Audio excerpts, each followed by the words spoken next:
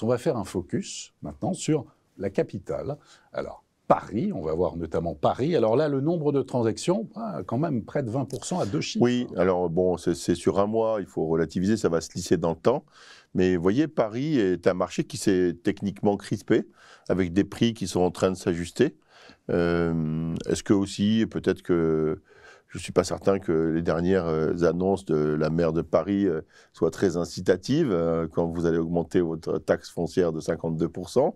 Je ne suis pas sûr que toutes les caractéristiques soient bien remplies à Paris pour favoriser les transactions immeubles, même si Paris reste très soutenu, vous savez, par les investisseurs étrangers, en particulier ceux qui viennent de la zone dollar, qui ont retrouvé du pouvoir d'achat immobilier. Ouais.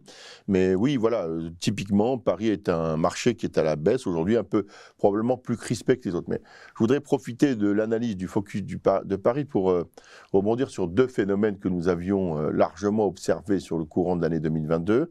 Et je sais que vous êtes aussi adepte de ce concept-là.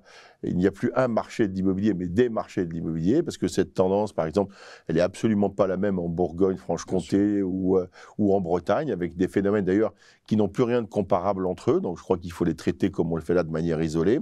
Et puis sur l'échelle du temps, l'observation annuelle aujourd'hui, elle a plus de sens. On doit revenir sur des temps plus réduits pour avoir une observation plus précise. Je pense qu'au mois, c'est peut-être trop court, mais au mois, au trimestre, pour avoir une tendance. Voilà. Oui, des indicateurs. Et parmi ces indicateurs, bon, on va revenir sur les prix. Investissement locatif, forte baisse. Et puis, juste avant, si on peut revenir sur le slide précédent, notamment les jeunes. Là, moins 44,2%. Alors, c'est les moins de 30 ans, peut-être un peu jeunes, oui, mais c'est vrai. Quand même moins 44%. Oui, alors, eux, ils ont été... D'abord, vous avez raison, moins de 30 ans. C'est vrai que ça me rappelle que je suis d'une génération où, à moins de 30 ans, on n'imaginait même pas acheter son logement. À moins d'hériter. Peut-être qu'il faudra réviser cette tranche légèrement à la hausse, même si les jeunes achètent de plus en plus tôt, et c'est tant mieux ainsi. Ils ont été désolvabilisés clairement par l'augmentation des taux de crédit, si vous voulez. Et ils n'ont pas les moyens de compenser cette désolvabilisation par un apport personnel. Ouais. C'est-à-dire que leur capacité d'emprunt a été amputée par l'augmentation des taux de crédit, et eux, cette catégorie-là, sauf effectivement avoir hérité, ils n'ont pas la possibilité de compenser la diminution de leur pouvoir d'achat immobilier par de l'apport personnel. Alors, on va voir sur les prix à Paris, avec là, vous allez nous indiquer... Non, tout d'abord, oui, les délais de vente. Délais de vente, donc ça remonte. Mécaniquement, ça s'allonge. 86 jours. Ouais, regardez, vous prenez en 2011, c'était la moitié, 44 jours. Donc, il y avait...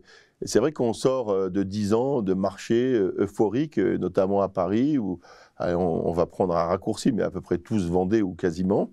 Et maintenant, ce n'est plus le cas. Les produits, les biens, ils doivent avoir un certain nombre de valeurs ajoutées, de caractéristiques, soit de géolocalisation, soit du nombre de mètres carrés, soit de pièces, soit d'un rapport surface-prix.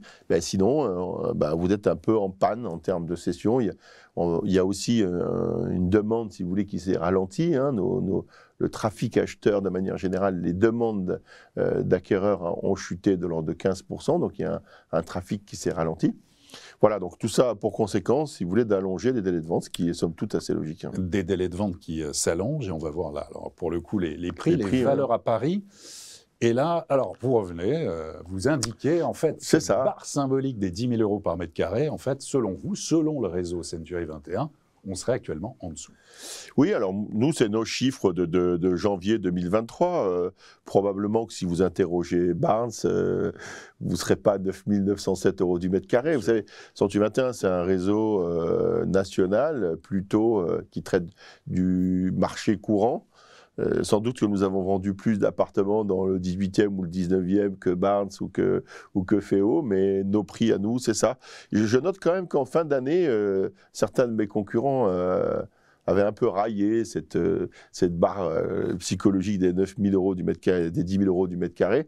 Malgré tout, toutes les analyses sont à la baisse. À l'unanimité, oui. Tout le monde dit que le prix baisse à Paris.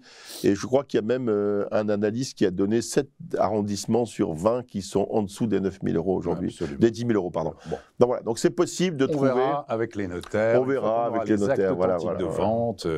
Mais bon, n'allez pas boulevard Saint-Germain chercher 9 907 euros du mètre carré.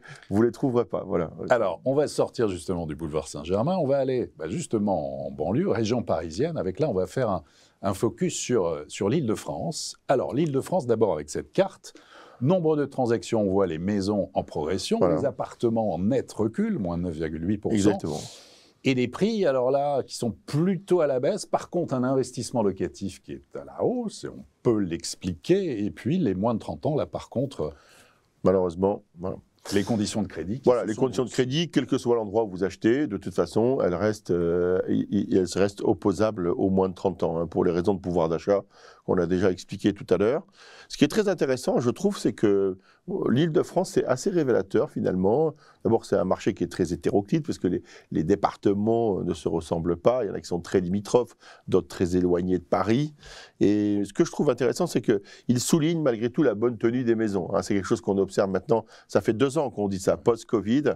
Et je crois que si on change de logement en Île-de-France, ben on change plutôt pour une maison, hein, globalement. C'est plutôt, vous avez peut-être lu comme moi un sondage réalisé par les architectes ce week-end, où finalement les Franciliens déclarent très majoritairement être très satisfaits à 85% de leur logement. Hein. Donc c'est quand même une bonne nouvelle, même si ils sont 50% à être propriétaires.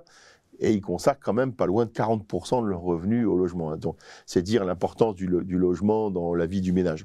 Mais là, je trouve que c'est assez révélateur. Quand on change de logement ou quand on cherche un logement en Île-de-France, maintenant on cherche plutôt une maison. Ça a du sens que de faire ça.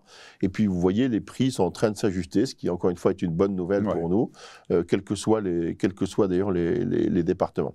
Alors, évidemment, pour être tout à fait transparent, si on rentrait dans l'analyse de ça, les départements qui étaient déjà chers avant Covid, ben, ce sont ceux qui profitent le moins de cette tendance, parce que ça reste très cher. En revanche, les départements qui étaient pas chers ou beaucoup moins chers, typiquement la Seine-de-Saint-Denis, une partie de la Seine-et-Marne, une partie de l'Essonne, une partie du Val-de-Marne, celle qui est la plus éloignée de Paris, profitent de cette mouvance, si vous voulez, et du souhait d'accessibilité à la maison. Voilà. Et puis l'investissement locatif, ben, parce que c'est encore possible et c'est encore rentable. Voilà, c'est aussi simple que ça. On a redécouvert, puis vous savez, il y a des banlieues parisiennes aujourd'hui, Saint-Ouen, Levallois, mais bon, Levallois, ça date déjà, mais Saint-Ouen, Clichy, typiquement, qui sont reconnectés par les transports urbains, si vous voulez, à Paris, et qui ont généré des choix d'investissement locatif importants.